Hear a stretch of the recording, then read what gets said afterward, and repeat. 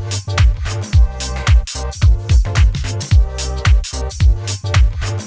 guys, my name is Toby and welcome back to another very exciting Photoshop tutorial where today we're going to be taking a look at how you make a panorama. And we're not just going to do any panorama, we're going to do a panorama on the moon. And that's because I recently found out that NASA have gone ahead and released over 10,000 images taken across all of the Apollo missions for free, publicly, and I thought that was quite cool. So I started looking through them and I found this unassembled panoramic photo. I believe this was taken on Apollo 15, and I thought, wow, that would be quite cool to go ahead and actually stitch that together. So that's what we're going to do. The only thing that's kind of a bit different about this one, other than it being on the moon of course, from a normal panorama, is that this one is made up of scans from old bits of film, and they've had to put like a black border kind of around all of the photos, which does mean that when I was testing this, it kind of threw Photoshop out a bit. So the only thing that I've done in advance is to crop that black border sort of out of all the photos, but you wouldn't normally need to do that. Now, the only thing to be aware of when you're trying to do a panorama is you need to make sure that all of your photos overlap slightly. So as you can see, if we look at like this rock here, it's kind of still in that photo. The buggy kind of stays in the photo quite a bit. This rock stays in these photos. There's always got to be something from each photo that overlaps so that Photoshop knows how to actually line the images up and stitch them together. And of course you could do this by hand, but why would you do it by hand when there's a lovely tool that will do it automatically for you? So let's go ahead and go up to File, Automate, and then Photo Merge. Now this is going to bring up a little window like this, and you want to go to Browse and then select the pictures that you want to do. Now it's conveniently Photoshop has found this folder for me already, so I'm just going to select my pictures and hit Open. And at this point, you now need to select a layout. Now, generally speaking, you're going to want to leave this on auto, and that's because generally Photoshop does a pretty good job of working out what you want to do. The only time I'd ever mess around with this is if I was doing something very specific and I knew exactly what it was I was trying to do, but most of the time, auto never gives you a problem. It's quite good. And then you've got a few options down here at the bottom, so you definitely want to have blend images together because that's kind of the entire point. And then the other three are kind of up to you. So vignette removal, you're going to want to have a look at the images you're blending, and if they are heavily vignetted, you're going to want to put that on. And that's just because if you don't, when you stitch them together, because you've got these dark corners where they're going to overlap, you're going to have like sort of dark dark strips running up and down your image if you don't remove the vignettes. Geometric distortion, very similar. If you know that your images are quite distorted or warped, or they've been taken with a very wide angle lens, you may want to put this on as well. And then content aware fill transparent areas is kind of up to you. In this case, I'm actually going to tick this on, and then we'll kind of see how it handles this. But it doesn't always work, it's not always necessary. But anyway, let's have a go. So I'm going to hit OK. And now I'm just going to have to wait for a couple of minutes, because even though I'm running this on quite a fast machine, it's still going to take a little bit of time for Photoshop to work out exactly how it's going to line these up. So I'm going to go ahead and be quiet for a minute and let this fast forward. Okay, so now that Photoshop is done working its magic, we can see that it's actually done a really good job of stitching these all together. And what it has done is kind of given us this weird marching ants overlay. Now all that's doing is kind of showing you where it has applied the content aware fill. If you didn't select the content aware fill transparent areas, you won't have this top kind of merged layer here. That's purely because of that.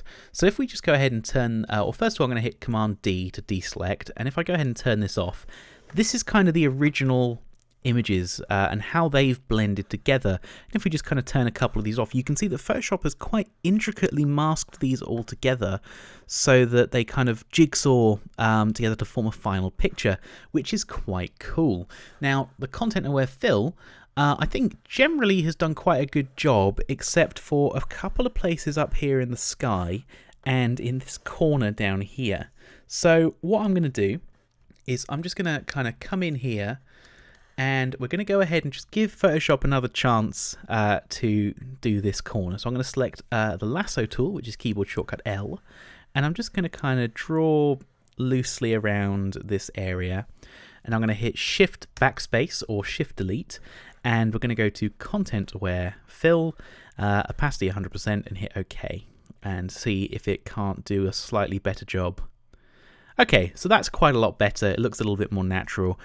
There are a few of these like really smooth areas that we're going to fix now, and we're going to do that with the clone stamp tool, which is keyboard shortcut S. So I'm going to press Alt to set my source point, and we're just going to kind of paint over these here. So we'll just, fill these in. Fortunately, because we've got quite a weird generic sort of landscape, we can actually get away with being quite rough with how we go about doing this, but we just kind of want to make it look pretty reasonable. It doesn't have to be great. Something like that's probably pretty good. The other bits of ground I'm quite happy with. Now the only challenge we've really got here is the sky and how we deal with that. So one way we could go about sort of fixing that is we can actually just go ahead and crop this in a little bit. So if we did something like that, maybe put them on a third, and then we automatically kill off a whole bunch of the sky and the various problems that has. But then as for how we kind of deal with the rest of it, that is going to be a bit more of a challenge. So I'm going to go ahead and take my clone stamp tool and just make it really, really big. And I'm just going to kind of feather over that edge here. So I'm using a very soft brush, deliberately just to try and blend that in a little bit. So I think that's pretty good. What is that? That's just a bit of dust on the lens. I thought I spotted an alien there for a second. So just because I can see this, I'm just going to use the spot healing tool just to get rid of a couple of those. And then we don't really want 3 sets of flares. I think we can get rid of 2 of these quite happily, just to leave 1. And maybe we can try and smooth out some of these lines up here. See if the spot healing tool is going to do anything useful, or if it's just going to make this worse. I think it's making it worse.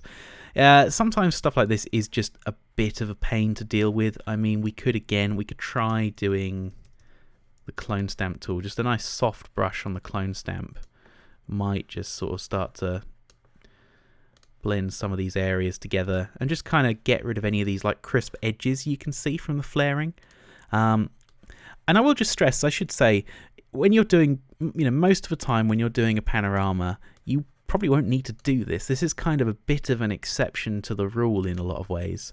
And it's just, it is what it is. It's the moon. You don't do panoramas of the moon every day. Well, at least I don't. I don't know about yourselves.